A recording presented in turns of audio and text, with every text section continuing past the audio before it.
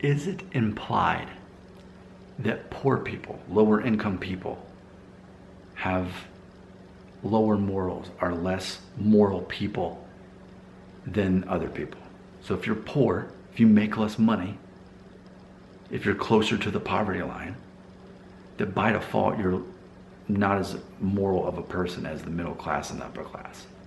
Now, as I said that out loud, that sounds horrible out loud, doesn't it? You automatically just want to dislike this video for the fact that I said something so blunt.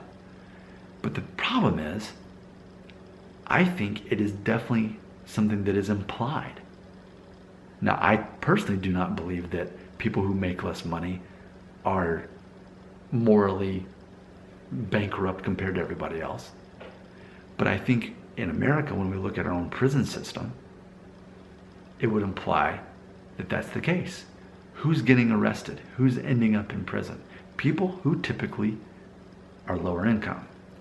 And unfortunately and tragically, often people who are minority status. And I hate that. Latino people, people of African descent, I hate that. It bothers me that so many of them are ending up in our prison systems. And it just seems a bit unbalanced that poor people are the main people ending up in jails. The fact that the less money that you're worth and you're able to make dictates how easy it is for you to end up committing a crime which gets you arrested and locked up. Okay? We all know good and well that morality is not exclusive to how much money you make. But when we look at who's in prison and who's getting arrested, it would imply otherwise. And I don't feel comfortable with it. And that's why I'm talking about it, so that we can have an open conversation about it. And I get it. Like, I understand that, okay, well, people typically, not always, but often, people who make less money are going to have less opportunities in life. Maybe not have the same opportunities to end up getting the same kind of education and therefore the same work experience.